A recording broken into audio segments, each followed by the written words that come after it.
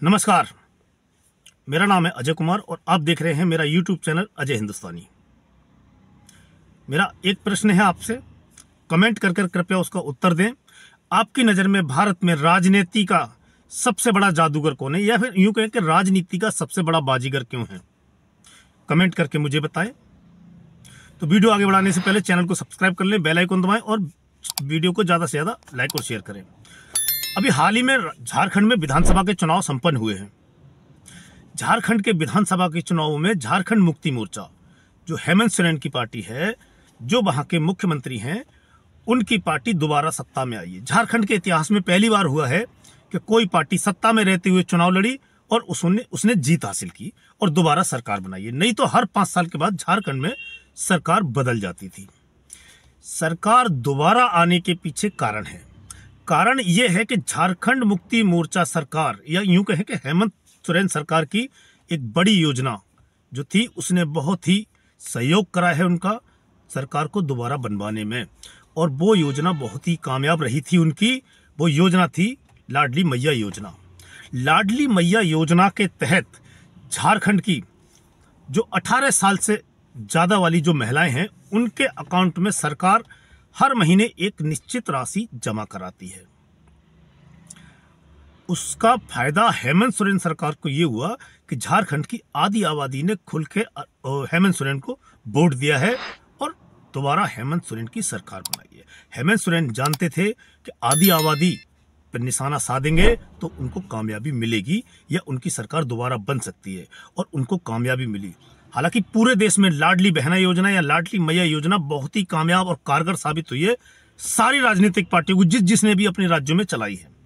ऐसा ही एक राज्य था महाराष्ट्र। महाराष्ट्र में भी अभी विधानसभा के चुनाव संपन्न हुए हैं। वहां भी जो सत्तारूढ़ गठबंधन था महायुक्ति, उसकी दोबारा सरकार बनी है, और जो विपक्ष में उनके सामने जो महाविकास आघाड़ी था, वो एक बार फिर हाथ मलते रह गया, सत्ता उसके हाथ से निकल गई। हालांकि सारे जो राजनीतिक पंडित थे, या जो चैनल्स थे, या जो राजनीतिक विशेषज्ञ थे, या जो सर्वे एजेंसियां थी, उन सब ने बोला था कि महाराष्ट्र में कांटे की टक्कर होगी और महायुक्ति का जीतना इतना आसान नहीं होगा। वहीं महाराष्ट्र में महायुक्ति की जो सरकार थी, वो योजना अप्रैल में लेके आई थी, अप्रैल 2024 में, लाडली बहना योजना। उसी योजना ने महाराष्ट्र में इतना असर दिखाया आधी आबादी में कि आधी आबादी ने इस योजना को हाथों हाथ लिया और दिल खोलकर महायुक्ति, भारतीय जनता पार्टी, शिवसेना एकनाथ शिंदे वाली और एनसीपी शरद पवार वाली को, जो गठबंधन था, एनडीए गठबंधन या बोले महायुक्ति, उसको खुलकर वोट दिया। नतीजा आपके सामने है। इतनी बड़ी जीत महायुक्ति ने इससे पहले कभी हासिल नहीं करी थी, तीनों पार्टियों को मिलाकर, जो इस बार उन्होंने हासिल की है। तो सबसे पहले तो बात यह हो गई कि ये जो योजना है, जिसमें महिलाओं को नगद राशि दी जाती है, एक निश्चित राशि उनके अकाउंट में डाली जाती है, ये बहुत ही कामयाब साबित हुई है राजनीतिक पार्टियों के लिए। अब आते हैं भारत के सबसे बड़े राजनीतिक बाजीगर पर, या यूं कहें कि भारत के राजनीति के सबसे बड़े जादूगर पर। अपने आप को भारतीय राजनीति का सबसे बड़ा जादूगर बताने वाले दिल्ली के पूर्व मुख्यमंत्री और आम आदमी पार्टी के राष्ट्रीय संयोजक अरविंद केजरीवाल ऐसी ही एक योजना दिल्ली में लेके आए हैं। अपनी स्वच्छ छवि को लेकर और भ्रष्टाचार के खिलाफ लड़ाई को लेकर आंदोलन पर सवार होकर अरविंद केजरीवाल सत्ता तक पहुंचे हैं। सत्ता तक तो पहुंच गए। 2013 का चुनाव में उन्होंने कांग्रेस के साथ गठबंधन करके सरकार बनाई। 2015 में दिल्ली की जनता ने उनको पूर्ण बहुमत दिया, और 2020 में भी दिल्ली की जनता ने उनको पूर्ण बहुमत दिया। कट्टर ईमानदार से शुरू होकर कट्टर बेईमानी तक पहुंचे अरविंद केजरीवाल। कभी कहते थे कि गाड़ी नहीं लेंगे, बंगला नहीं लेंगे, सुरक्षा नहीं लेंगे, वहां भी अपने वादे से मुकर गए हैं, और दूसरों पर भ्रष्टाचार का लांछन लगाते लगाते आज अरविंद केजरीवाल के दामन पर भी भ्रष्टाचार के दाग लग चुके हैं। हालांकि कोर्ट ने अभी तक ये निर्णय नहीं लिया है या दिया है कि अरविंद केजरीवाल ने कोई घोटाला किया है या नहीं किया है, पर आरोप लगे हैं उनके ऊपर। तो उनके दामन पे भी अब दाग लग चुके हैं भ्रष्टाचार के, जिस भ्रष्टाचार की लड़ाई करते करते वो यहां तक पहुंचे थे। अरविंद केजरीवाल अभी जेल से बाहर है, जमानत पे है। मुकदमे में आगे उनके क्या होता है वो बाद में डिसाइड होगा, वो कोर्ट फैसला करेगा। तब तक तो उनको बेगुनाह ही माना जाएगा। अरविंद केजरीवाल और उनकी पार्टी का कहना है कि आम आदमी पार्टी ने दिल्ली में इतना विकास किया है, इतना विकास किया है कि पूरी दिल्ली की बल्ले बल्ले हो गई है और ये पूरे वर्ल्ड में सबसे विकसित एक शहर है, क्योंकि पूर्ण राज्य तो है नहीं, ये राष्ट्रीय राजधानी है। तो जिस तरह से वो लोग बताते हैं, आम आदमी के नेता और आम आदमी पार्टी के मंत्री और मुख्यमंत्री, जो दिल्ली के मुख्यमंत्री हैं आतिशी सिंह, वो या उनके जो मंत्री हैं, वो जिस तरह से बखान करते हैं, उसको सुनकर तो ऐसा लगता है कि दिल्ली में अब किसी चीज़ की कमी नहीं है, हर चीज़ विकसित कर दी गई है और लोग जैसे स्वर्ग लोग में रहते हैं, राम राज में रह रहे हैं। सिर्फ उन चीज़ों को छोड़ के जो डिपार्टमेंट सेंट्रल गवर्नमेंट के पास है, बाकी दिल्ली में राम राज है। भ्रष्टाचार बिल्कुल खत्म हो गया है, लोगों को बिजली पानी सब कुछ फ्री मिल रहा है। पर ये सब कुछ सच्चाई से परे है। मैं खुद अपना बिल भरता हूं, मुझे पता है कि दिल्ली में कितना बिल आता है और क्या कंडीशन है। कोई अरविंद केजरीवाल से पूछे कि अरविंद केजरीवाल ने दिल्ली में नए कितने स्कूल बनाए हैं, पुराने को रंग रोगन तो किया गया है, साफ सफाई की गई है, पुराने स्कूलों में कमरे बनाए गए हैं, चमकाए गए हैं और आधुनिक चीजें भी कुछ लगाई गई हैं। जैसे ब्लैक बोर्ड जो हमारा पुराना होता था, उसकी जगह पे डिजिटल ब्लैक बोर्ड भी कहीं कहीं किसी किसी स्कूल में लगाए हैं, पर मैंने अपनी आंखों से नहीं देखा है इसलिए। पर हाँ, लोग कहते हैं कि हुआ है कुछ काम, पर जिस तरीके से वो बखान करते हैं ऐसा कुछ नहीं है। दिल्ली की सड़कों की हालत आप देख लो। अरविंद केजरीवाल जेल में थे, आपको पता होगा कि पिछली ही बरसात में राजेंद्र नगर में एक लाइब्रेरी में पानी भरने से 3 छात्रों की मौत हो जाती है। कारण था कि जो लाइब्रेरी के सामने जो नाला था, जो सीवर था, वो फुल हो गया था, वो ओवरफ्लो हो गया था और उसका सारा पानी लाइब्रेरी में चला गया था। क्योंकि एमसीडी में भी आम आदमी पार्टी की सरकार है और आम आदमी पार्टी की सरकार ने नाले साफ नहीं कराए थे। पूरी दिल्ली में आप घूम के देखो, आम आदमी पार्टी के नेता क्या कहते हैं, उससे अलग आप जाकर देखो कि दिल्ली की हालत क्या है, दिल्ली में कितना विकास हुआ है। अरविंद केजरीवाल ने 2020 के चुनाव में यह बोला था कि यमुना की मैं साफ सफाई करा दूंगा अगले 5 साल में, अगर मैं साफ सफाई नहीं करवा पाया तो आप अगले चुनाव में मुझे वोट नहीं देना। ये उनके लफ्ज थे, उनके वर्ड्स थे। आज यमुना की हालत आप देख सकते हैं। अभी अभी छठ का जो त्योहार था वो जब आया था, बहुत सारी राजनीति हुई थी यमुना की सफाई के ऊपर। अभी भी अरविंद केजरीवाल या उनकी पार्टी जो एमसीडी में भी है और जो दिल्ली सरकार में भी है, ऐसा मुझे लगता नहीं है कि उन्होंने कोई कदम उठाया। क्योंकि छठ पूजा के दौरान उन्होंने आरोप लगाया था कि जो उत्तर प्रदेश की जो सिटी हैं जो एनसीआर में है, जैसे गाजियाबाद या साहिबाबाद, वहां से गंदे नाले का पानी आके यमुना में गिरता है, इसलिए ये गंदा हुआ है। पर उसके बाद जब छठ पूजा निकल गई है, उसके बाद वहां पर कोई काम तो मेरी नजर में हुआ नहीं है। अरविंद केजरीवाल ने ये वादा भी अपना पूरा नहीं किया था। न घर लेंगे, न सुरक्षा लेंगे, न गाड़ी लेंगे, ये वादा पूरा नहीं किया।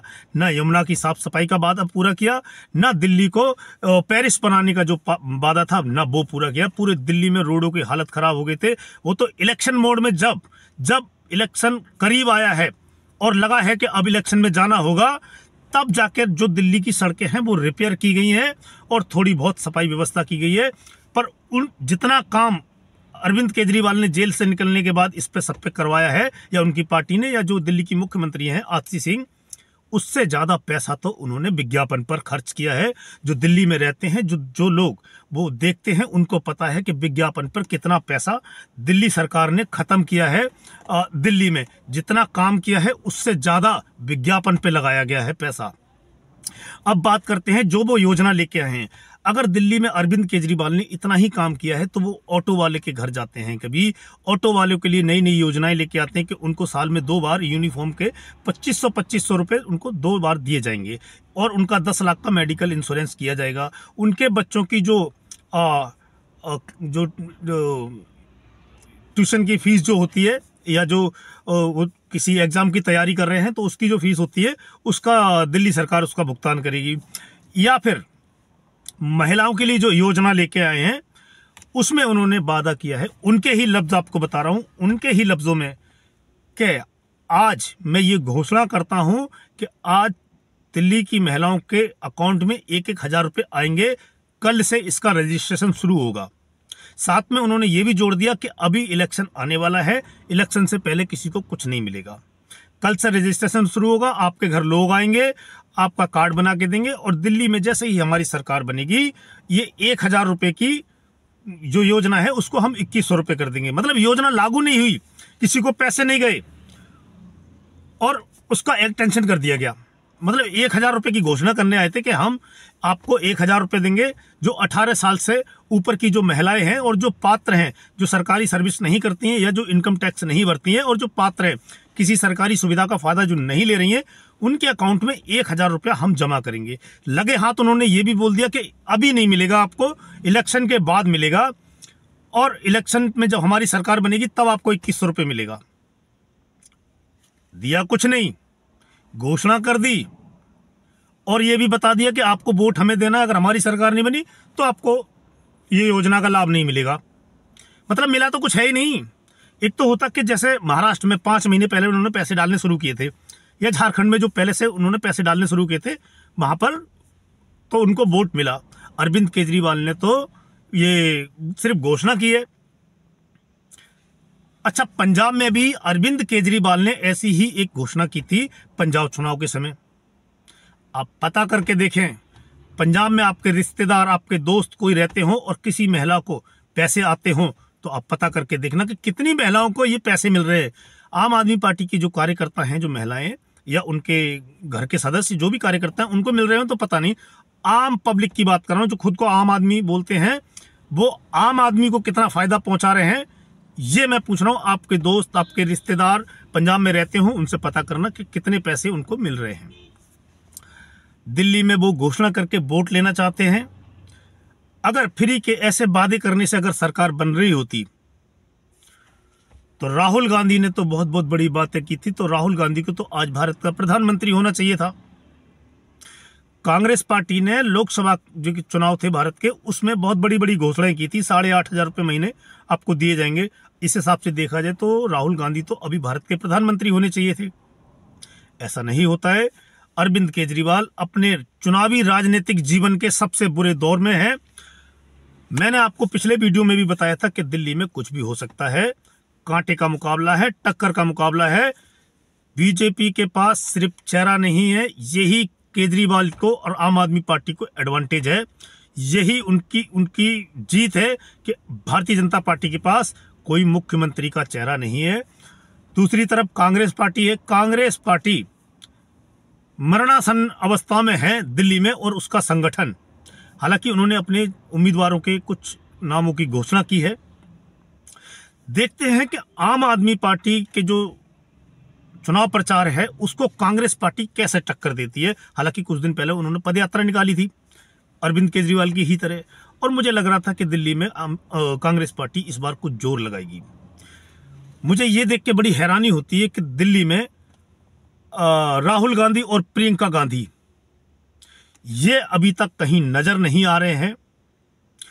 जितना जोर इन्होंने यूपी और बाकी राज्यों में लगाया था, शायद दिल्ली में लगाएं तो इनका कुछ कांग्रेस पार्टी का जो संगठन है, जो आईसीयू में है, जो अभी वेंटिलेटर पे है, उसमें शायद कुछ जान आए, उसमें शायद कुछ जोश फूंका जा सके। तो देखते हैं अरविंद केजरीवाल की ये जो महिला योजना है, जो नगद देने की योजना है महिलाओं को हर महीने, ये कितना असर डालती है।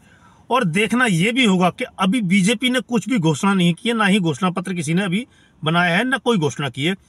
भारतीय जनता पार्टी आधी आबादी के लिए क्या योजना लेके आती है, वो कैसे टारगेट करती है अपनी आधी आबादी को, दिल्ली की। और भारतीय जनता पार्टी को मेरी एक ही सलाह है कि उसको झुग्गी झोपड़ी और कॉलोनियों में बहुत मेहनत करने की जरूरत है, तब जाके वो अरविंद केजरीवाल को टक्कर दे पाएगी। नहीं तो अरविंद केजरीवाल को आज भी दिल्ली में हराना आसान नहीं होगा। कितनी भी एंटी इनकम्बेंसी अरविंद केजरीवाल के खिलाफ है, फिर भी अरविंद केजरीवाल को हराना आसान नहीं है। मैं इस चीज को जानता हूं, मैं लोगों से मिलता हूं, मैं जाता हूं, मैं देखता हूं कि लोग अभी भी अरविंद केजरीवाल के नाम पर वोट देते हैं। वो कैंडिडेट को नहीं देखते हैं, वो विधायक के जो उम्मीदवार है या जो एमएलए का उम्मीदवार है कौन है उससे कोई मतलब नहीं है। वो केजरीवाल के चेहरे पर वोट पड़ता है। विधायकों और जो उम्मीदवार हैं उनके खिलाफ तो एंटी इनकम्बेंसी है दिल्ली में। अगर उनके ऊपर इलेक्शन लड़ा जाएगा तो अरविंद केजरीवाल चुनाव हार जाएंगे, आम आदमी पार्टी चुनाव हार जाएगी। पर अरविंद केजरीवाल के फेस पे चुनाव लड़ा जाता है दिल्ली का, इसलिए आम आदमी पार्टी को एज है, उसको बढ़त प्राप्त है दिल्ली में अरविंद केजरीवाल के नाम की वजह से। और अरविंद केजरीवाल की सरकार तो बिल्कुल विफल रही है पिछले 5 साल में, ये गारंटी है। भगदड़ मची हुई है, सीट बदली जा रही है बड़े बड़े सीनियर नेताओं की, मनीष सिसोदिया, राखी बिरला, प्रवीण कुमार, बड़े लोगों की सीटें बदली गई हैं और बहुत सारे लोगों के टिकट काटे गए हैं। अगर पार्टी के खिलाफ एंटी इनकम्बेंसी और जनता में पार्टी के खिलाफ रोष नहीं होता या फिर उन्होंने काम किया होता तो आज ये नौबत नहीं आती। पिछले 2 इलेक्शन में अरविंद केजरीवाल ने इतने बड़े पैमाने पर अपने सिटिंग विधायकों के कभी टिकट नहीं काटे थे, अब उनको टिकट काटने पड़ रहे हैं, मतलब दिल्ली में गड़बड़ है। देखते हैं ये जो योजनाएं अरविंद केजरीवाल लेकर आ रहे हैं, आधी आबादी को साधने की कोशिश कर रहे हैं, ये इनको चुनावों में कितना फायदा दिलाती हैं। आज के वीडियो में इतना ही, मिलते हैं आपसे अगले वीडियो में, तब तक के लिए जय हिंद, जय भारत। वीडियो को लाइक और शेयर करें और चैनल को सब्सक्राइब करें। जय हिंद।